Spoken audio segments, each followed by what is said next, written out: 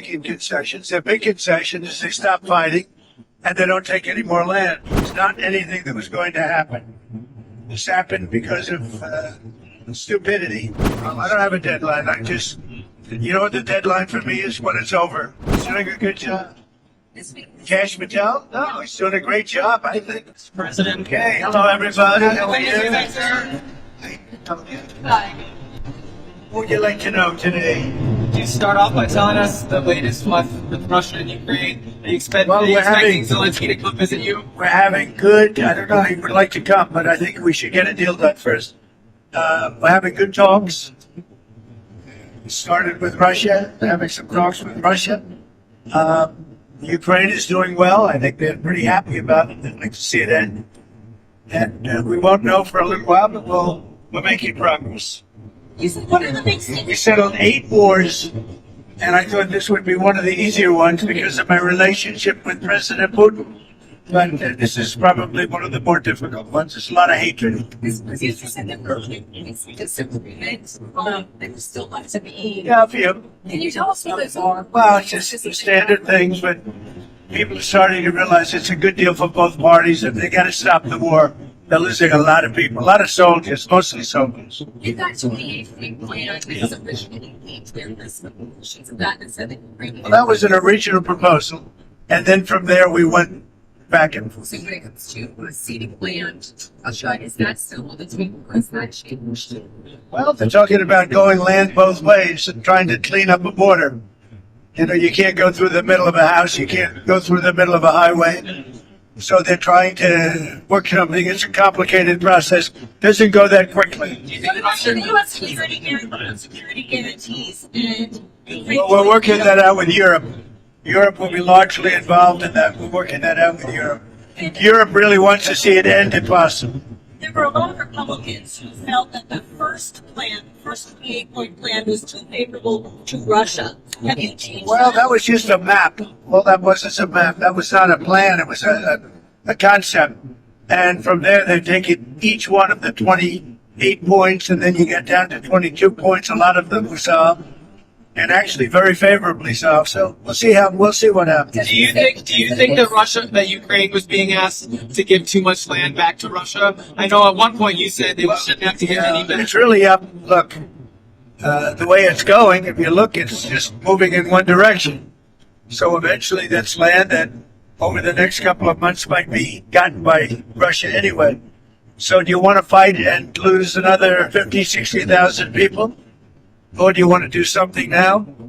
In some cases, the land is going in the other direction. So they're negotiating. They're trying to get it done. You want to have a border? You can't have a border that goes through a highway or a border that goes through the middle of a town. So that doesn't work. So it's a long, complicated process. And very sad because so many people are being killed. What's the next step? They're going to keep talking. They're talking to Russia now. Steve Witkoff is going over, maybe with Jared. I'm not sure about Jared going, but he's involved in the process, smart guy, and they're going to be meeting with President Putin, I believe, next week in Moscow. Next week in Moscow? I think so, yes. What kinds of concessions are the Russians going to have to make? Well, they're making concessions. Their big concession is they stop fighting and they don't take any more land. Again, it's a war that would have never happened if I was president. This was not anything that was going to happen. This happened because of stupidity. It's too bad. Mr. President, Witkoff is going to Russia next week. Does that mean that Thanksgiving deadline doesn't stand anymore? We'll see what happens. They set up a date. The date is going to be sometime in the very near future. Is there a new deadline? No, I don't have a deadline. You know what the deadline for me is? When it's over. And I think everybody's tired of fighting at this moment. They're losing too many people. Have you heard this audio that Bloomberg has of Witkoff coaching the Russians on how to appeal to you? Well, I haven't heard it, no, but that's a standard thing, because he's got to sell this to Ukraine. He's got to sell Ukraine to Russia. That's what a deal maker does. You got to say, look, they want this. You got to convince them of this. That's a very standard form of negotiation. I haven't heard it, but I heard it was standard negotiation. And I would imagine he's saying the same thing to Ukraine, because each party has to give and take. So you're not worried that he's too pro-Russian? No, I think, look, this war could go on for years, and Russia's got a lot more people, and a lot more soldiers. So I think if Ukraine can make a deal, it's a good thing. I think it's great for both. Frankly, I think it's great for both. But Ukraine's got it's a much smaller group of people. They've lost a lot of people. Russia's lost a lot of people, but Russia has a much bigger pool of people. Mr. President, are you planning to unveil a healthcare plan anytime soon? Well, we're looking at different alternatives. I mean, I like my plan the best. Don't give any money to the insurance companies. Give it to the people directly. Let them go out and buy their own health care plan. And we're looking at that, if that can work. We're looking at that. That's sort of take it off. That's what I like. Don't give the money to the insurance companies. They go out and buy their own plan. You give the money to the people. I like it the best. Are you planning to extend those subsidies? I'd rather not. Somebody said I want to extend them for 2 years. I don't want to extend them for 2 years. I'd rather not extend them at all. Maybe some kind of an extension may be necessary to get something else done, because the Unaffordable Care Act has been a disaster. It's a disaster. And I said it was when it first got put in. Unfortunately, we lost a couple of Republican votes, and the Democrats voted for it. It's a Democrat plan. And the premiums are going up, and it's the Democrats' fault. But, they are negotiating with me. It's very interesting. They want to see something happen. Who are you talking to on the I can't tell Democrats you side? who, but we have a lot of Democrats want this plan to happen. They would love to see the money go to the people, and the people go out and get their own health care. And there would be nothing like it. Are you planning to replace Kash Patel as No, he's doing a good job. this week? Cash Patel? No, he's doing a great job, I think. This week we saw those cases against James Comey and Letitia James tossed out. Do you still have faith in Lindsay Halligan as She's great. I think she's great. They got out on a technicality, and you'll see what happens from here on. But if you look at the actual charges, I think anybody that looks at it very fairly would say, boy, are they guilty. So let's see what happens over the next week. The court didn't say you couldn't bring the case, re-bring the case, or appeal the case. So they have a lot of options. They're going to call the shot. I'm not calling the shot. But Lindsay's a very talented lawyer, actually. President of Venezuela, sir, are you planning to talk to Nicolas Maduro? I might talk to him. We'll see, but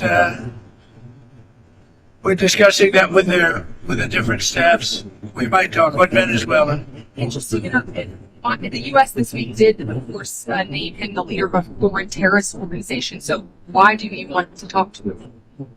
Say it again. Maduro, the U.S. Yeah, right. designated him the leader of this foreign terrorist organization. Why do you want to talk to him if he's the leader? If we can save lives, if we can do things the easy way, that's fine. And if we have to do it the hard way, that's fine too. Mr. President, What's the give goal? a reaction. If you carry I'm not on, going to tell you what the goal is. You should probably know what the goal is, but they've caused a lot of problems. And they've sent millions of people into our country. They were probably the biggest abuser with Tren de Aragua and all the others that they sent in, the drug dealers and drug lords, the people that they sent in, the jailbird. They opened their jails and prisons and dumped them into the United States, and we're not happy about it. Do you want to give your President, does the any reaction to Mayor Bowser announcing she's not running for re-election in D.C.? Well, I got along with her very well. I liked her. We worked together. D.C. is now a safe community. It's a great community. You people know it better than I do because you live there. But D.C. is now safe. The restaurants are booming. The place is booming. We have no crime. And we did that all in a period of 3 or 4 weeks and then made it better and better and better.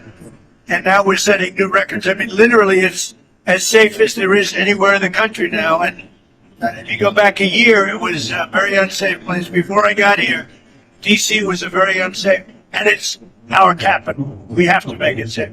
We're doing really well in Memphis, Tennessee, and we're doing well in other places. The one that is really troubling is what's happening in Chicago.